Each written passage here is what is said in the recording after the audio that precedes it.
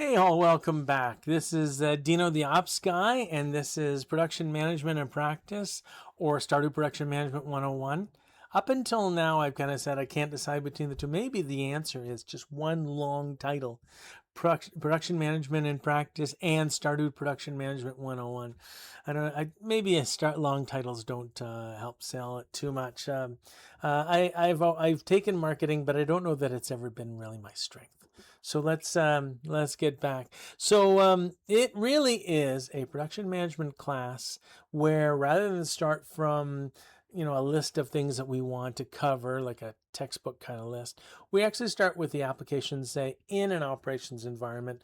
What do you need to know on a day-to-day basis? How do you need to respond to things? And we create this operations environment on a day-to-day basis in Stardew Valley. So it's a virtual kind of reality, I guess. You probably have it on your computer. So from that standpoint, you can try it out. You can play along. You can try and make sense of what situation I'm in or what situation Av is in and how to address it. And maybe you'd address it differently. And you can put in the comments, here's another option you may want to think of, Dino. Whatever the case. But it makes for a good discussion, I'm hoping. So in it, we also use sort of an IT system that this becomes really important for production management, is understanding your numbers. You need to have a data-driven approach to it. So we run a ledger where we keep track of all the transactions, which is a lot of work and a pain in the butt to do. And there's always some corrections that you got to do, but it's worth it from the production management standpoint. Maybe not from the game standpoint, but from the production management standpoint, definitely worth it. We also have a capture of what's going on planting and where we plant stuff. And when I reviewed that last night, I noticed something that wasn't working out so well. So I've put the third scarecrow in. I'm glad that Av did, because we do need 3 scarecrows to cover our crops. However, the 3 scarecrows we have don't cover our crops. So we have to move the third one again. This is, like I said, each scarecrow has had a delay or some issue with it. So I'm recognizing that this becomes one of Av's weak points. Not to be derisive, I'm not trying to put down Av. He does a great job. But I do want to sort of put a mental note for me that anytime we want to give some instructions about scarecrows, understand that maybe a little more detail is important. I don't know that I want to tell Av where to put the scarecrow, because Av has to make some decisions in the moment that maybe I haven't considered. Maybe things change. So it is up to Av to make the best decisions at the time. However, the extra detail I am going to give is this picture to say, Av, you got to move it over to the right at least 3 spots, because that will close the gap. But beyond that, you have to make the most sense of what's going on in the situation. That's one of the important things I discussed early on, is the separation of there is a management role and there is an execution role. And they really have to be thought of as separate. Even if, like maybe you're a sole entrepreneur and you're doing both, the roles really have to be thought of as separate roles. They're independent. But that's a longer discussion. We also want to talk about sort of the bring-in topic this time, the learning point this time, whatever, is we're going to bring up something that I put in before. I think it was episode 9 we talked about ABC inventory. So one of the things that are typically discussed in business schools on the operation side or in the production management side is this understanding of stratified inventory. There's an A level and a B level and a C level for inventory, and we do different things with those levels, and that helps us understand how to best use inventory. Because after all, inventory is expensive, not just for the amount of money that's lost in it because we could be able to sell it, but they won't let us sell it because we, just in case, need that inventory. And for the space it takes up, because space costs money and space could be used for other things. But also there's actually maintenance involved. And you say, Dino, if I put let's say, a ream of paper on the shelf. It doesn't need to be maintained. And I will say, well, sometimes the shelves need to be maintained. Maybe the room needs to be cleaned. Maybe someone has to look in there and see if we have enough paper. So there's some sort of auditing that goes on. Maybe we're putting it in the wrong spot and someone has to find where someone put it because there was something else in that spot. And we get all that means that maybe the paper doesn't need to be maintained, but the inventory storage location use needs to be maintained. And that costs money as well. So having less inventory is going to be better on that, on all those levels. So let's come up with the principle of the ABC and how it's used. A is your high volume, frequently used, VIP run, red flashing light on top, can park anywhere it wants kind of inventory that we are going to leave the best spots open for because it just gets touched all the time. B is typically high volume stuff, but is more seasonal. And I don't just mean monthly or annually. It follows some signature where there's a high point and a low point, a high season and a low season, a high activity and low activity periods. C is basically your just occasional. In some cases, we look at like MRO situations, maintenance, repair, and operations type stuff that just doesn't get used a lot. And for the most part, people say, well, if it doesn't get used, we should keep the inventories low. And I'm saying, you know, the cost of inventory compared to the cost of sort of doing anything for it, the maintenance, whatever, it's just worthwhile to say it's over there somewhere. Find some location that's out of the way, that's not going to get in the ways of the A's and the B's, and just let it do its thing. And if we get enough of it that it makes sense to ship it off and sell it, great. Then let's do that. But any more thought than that just becomes a waste of time. So if we, before we, there was a lot of hand waving saying, you know, you got some high frequency stuff and we're going to assume this is the high frequency stuff and look at what this is. And now, after 31 days, we're on day 32, episode 32, I actually have a list from our ledger of how many times things were moved. So wood, for example, I have 4,330 wood moves. For stone, I have 1,466 stone moves. So I actually have numbers now with things that we could normally store and how often they got moved in the last 31 days.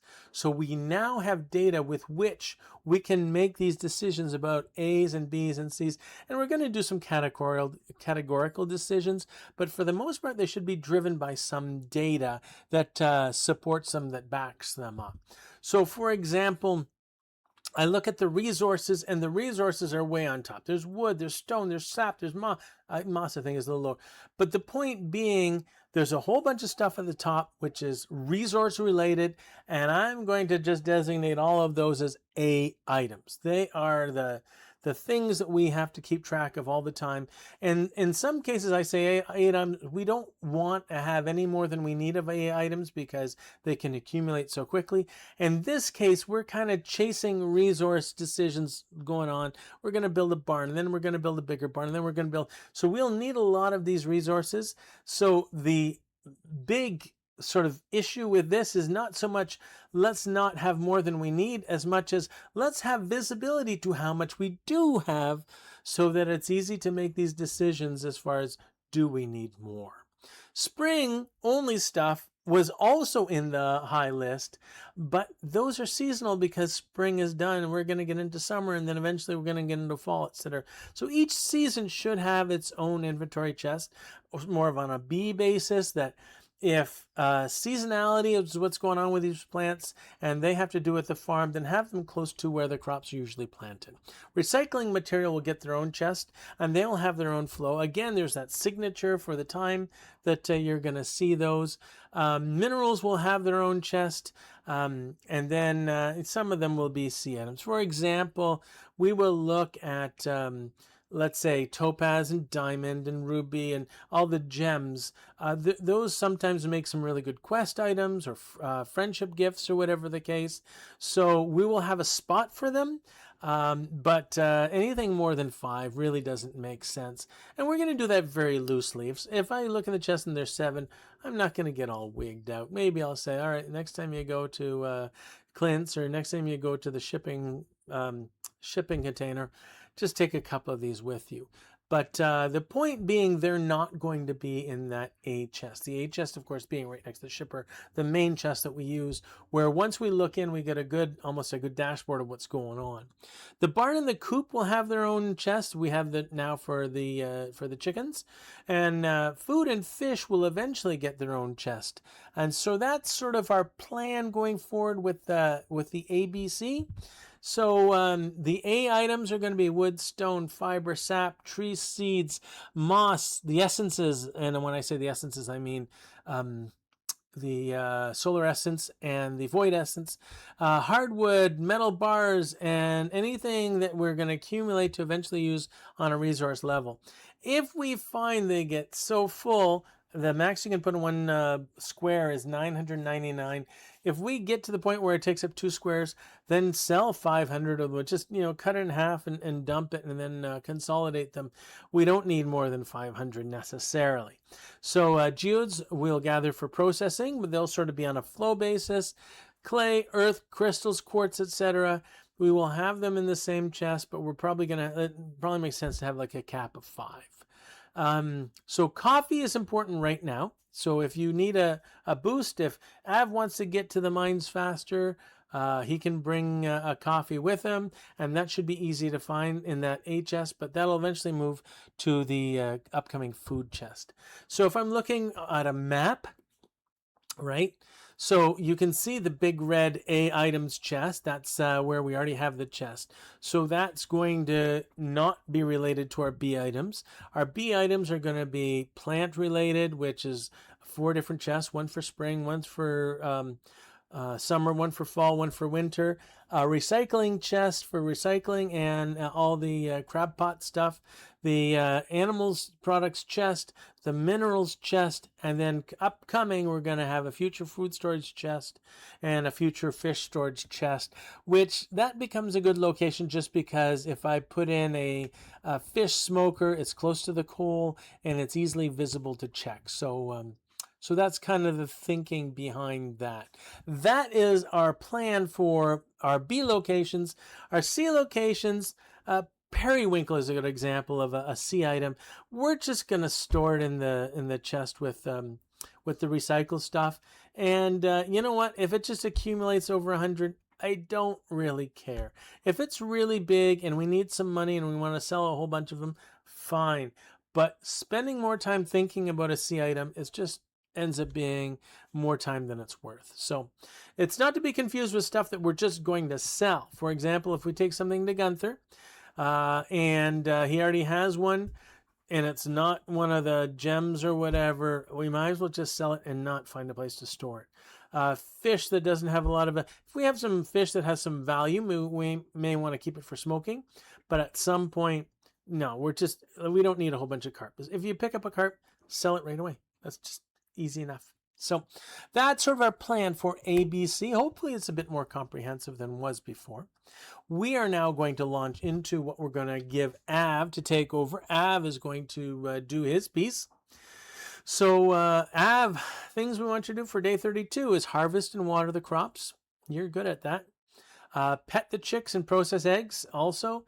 Move the 3rd scarecrow. Well, we got to do this one. Finish summer foraging bundle. We only need grapes. Put the other 2 already in. So we got to get to the community center and finish that off. And then we'll get 30 summer seeds, summer wild seeds. I think it's called wild seeds, which we are not going to plant. We're just going to sell. And we can do the math for that. We've already done for the spring seeds. It's even more in favor for the summer seeds. We're going to get more money just by selling them. We also, when we're at Pierre's, enter Caroline's sunroom. This has to do with the tea that we gave her before. We are now level 2 friendship, and that's going to open up our tea tree. So that's going to be helpful for us. Tea isn't the most valuable product, but it has some nice properties as far as the pattern with which it delivers tea leaves. So we'll get to that. We want to mine for floors. This is a good luck day. Get those floors. And if there's some free time, forage the tide pools, and we can look for tilapia till 2 p.m. And puffer fish is available between 12 and 4. So if we can hit either of those two, that would be really good. So that is all to say that we're actually given Av a lot to do here, and I'm sure Av will do his best and probably get a lot of this done. But I'm going to turn it over to you, Av. Okay, thanks, Dino. We are back. It's going to be a beautiful day tomorrow, and the spirits are very happy today. That's awesome. I'm sure there's some fish we can find. The real fish we want to worry about now are puffer and tilapia. And those are the two in the ocean. If we get a chance, we're going to take a look for. But other than that, let's just get to our procedure of saying hi meow, filling Meow's bowl. We got some coffee, so we're going to harvest the coffee. Yay! Then we're just going to start watering, and then once we run out of water, the idea being take the time to go and pet the chickens. That seems an odd thing to say, but in Stardew Valley, that's what you do, is you pet your chickens. And then it puts us in proximity to the water to refill. It puts us in proximity so that we can change out the fish pots, the crab pots. So that all kind of works in one fell swoop kind of thing. That's the plan. That's the thinking, at least. So, oh, there we go. We're out. Let's go see, say hi. I think the ladies are pretty happy to see me. They show me those hearts. I think that's a good sign. I think that's a very good sign.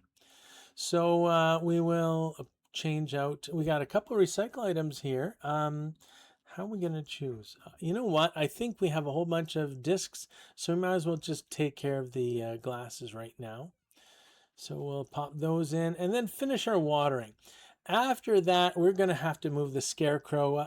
I kind of followed the plan in my head that I had remembered from the previous couple episodes where we were looking at planning.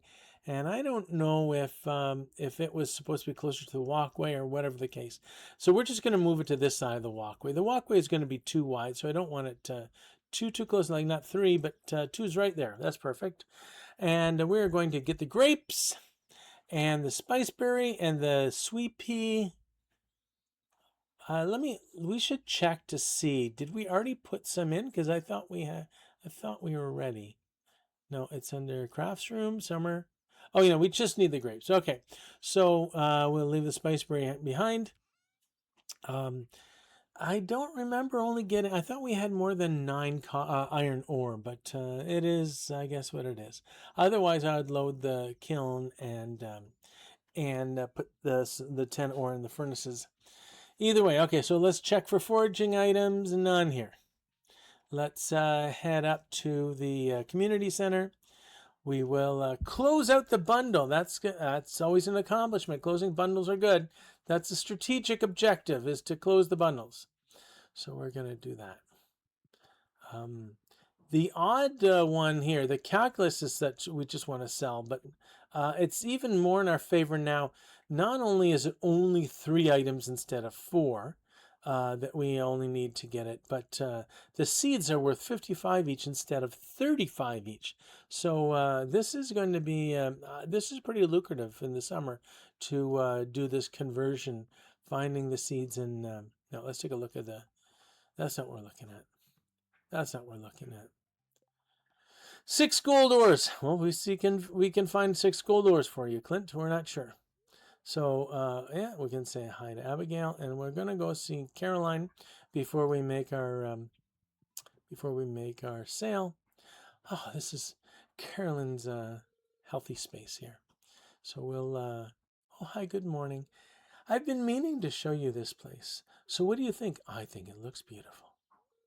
All right, so we've had enough of this. The idea being here is that she's going to, because we've had this little interaction, she's going to show me the recipe for tea leaves, the tea plant that gives us tea leaves. So that's kind of nice. And that was a bit of a response to the tea that we had given her, the star drop tea, whatever. So So that kind of worked out in our favor. Let's head down to the ocean. We're going to do some foraging and some fishing. So the window of opportunity is pretty narrow, kind of like 10 to 2. I see. Oh yes, we're going to get what is summer squash seeds. We're going to say hi to Haley. Let's make our way over to see.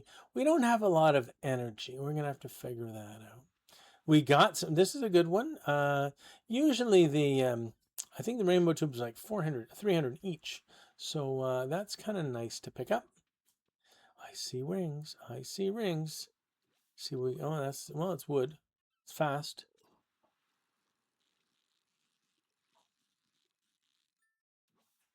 Well, we'll get a red mullet. There's some good.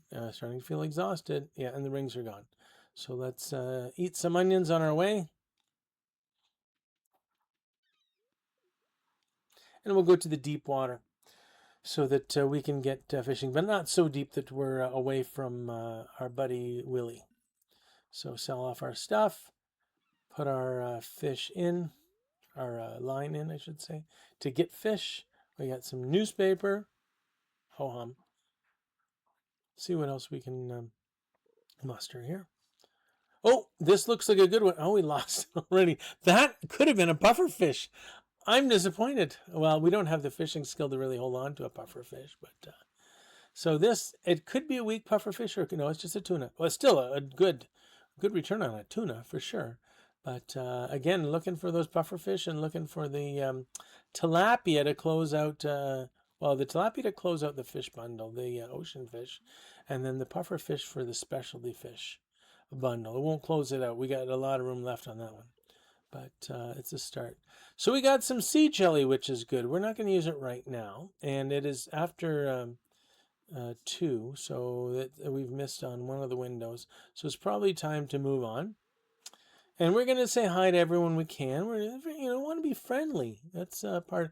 You want a culture that people can correspond and be happy to work together. That's just one of the things you want. So I'm promoting that kind of culture. We are going to make our way up to the mines, and hopefully we'll get some good depth. So with the luck, starting relatively early. Yeah, we can't. I said hi to Abigail before. It doesn't work when you try the second time. Let's see what we can find forage-wise. Nothing today. Nope, nothing.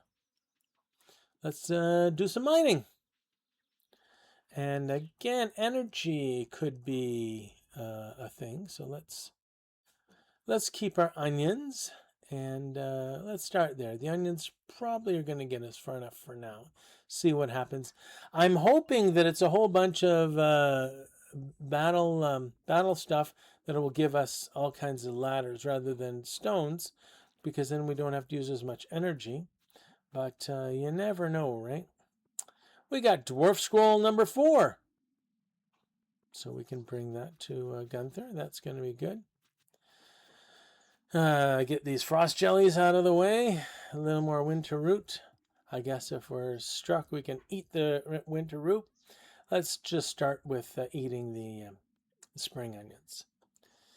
Again, the return on spring onions for food is pretty good. So that's kind of what we're hoping for. I don't think spice berries are in the same category. I know salmon berries are good for eat. We're going to grab this, and then we're going to use that ladder. The ladders seem to be coming pretty well. That's good. I am happy about the ladder access. Oh, we're kind of stuck there. So 6. Oh no, we used the wrong device there. 68. I think we don't have any trouble getting to 70. Honestly, we're having trouble firing on Ghost though. I thought I was going to do better than that, but dead Ghost, we're good. What can I say? Now I think there's some coal. No, that's already been looted. So I've been here before. That's okay. Let's go up. I know I got some dust bunnies or dust mites. Let's get the iron when we can, and the mites when we can, and the ladders when we can. All right, 69, one more, and we are on a new 5th floor. So that means we have new elevator access to that floor. That's good. Again, trying not to use too much energy on the mining piece where we can otherwise just do what we need to do with our sword, which now looks like an insect head. Very ironic. Oh, there's a ladder. We're good, and we got a geode there. So we have. We're going to play a little trick here. We have the new slingshot. I don't use slingshots all that much. Early on, I remember I used to use it a lot because I felt I could stay away from stuff. But I find, like before floor 80, you're better off just jumping in and whack, whack, whack. After floor 80, you got to be a bit careful you're not getting your health too low. But other than that, it really is just more of a plan your attacks rather than using a whole bunch of slingshot theory. We have the skeletons on 71 through 80. They don't bother me so much. How are we doing? 10, 20? I don't know that we're going to make. We'll see.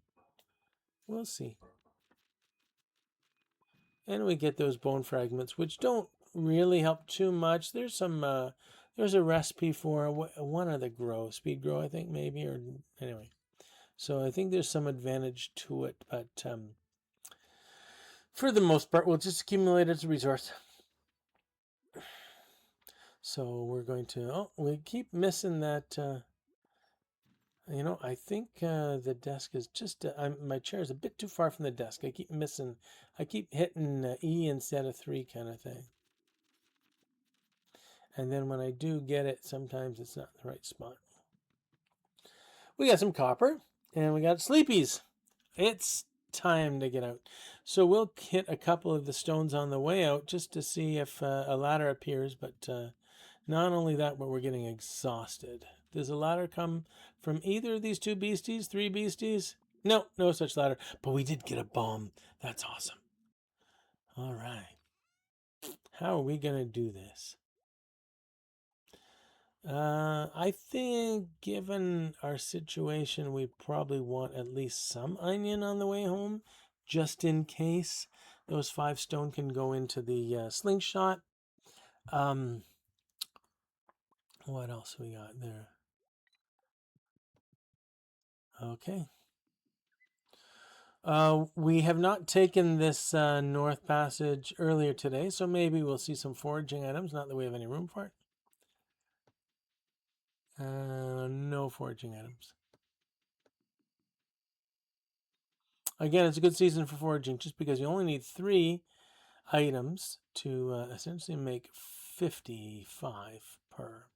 I would normally just jump all over that the mayonnaise and the pickled cauliflower, but we didn't have any room, so this I think is the most effective way. And I'm noticing now we left the wood behind. We left the wood in the mine. That's not good. So rather than do our typical kiln run, I'll just have 10 on standby, 10 iron ore on standby with 2 copper, 2 coal. But I don't think we're going to have time for that. I think we're just going to run to bed and call it a night. Oh, we got to choose. I'm going to say geologist. And that means we're going to get more gems than we will ores. And for me, that's okay. So it is going to be a good forecast tomorrow, and it's going to be sunny all day, and it's back to you. Thanks, Dino. So let's look at how well we did. We got the crops harvested. We pet the chicks. We moved the 3rd scarecrow into a good position. Finished the fall foraging bundle. Entered Caroline's sunroom, which means tomorrow we're going to get a letter from her with a new recipe. That's awesome. And we got certainly up to 75. So I think it was we got a bundle of 5. And now I forget which specific floors we got to, but we did well there. So, and as well, we were fishing for tilapia and puffer fish. I didn't. It's possible that that one that got away was a puffer fish. We could call it anything we want because it got away. But I'm glad that we're getting some fishing experience because that's going to help us later on in the summer to get the puffer fish and the tilapia. The tilapia shouldn't be as hard. It's just the timing that becomes the issue there. So hopefully you got a lot out of this episode. We tried to cover some things, certainly ABC, the always sort of getting back to the purpose for the ledger and the IT system that we created. Just wanted to put things in perspective. We're going to carry on. The next episode will be day 33. Hopefully you'll come out for that. Certainly if there's anything we're missing or if there's anything you'd like us to add, put that in the comments. We'll review those and see what we can do. But other than that, this is Dino the Ops Guy signing off.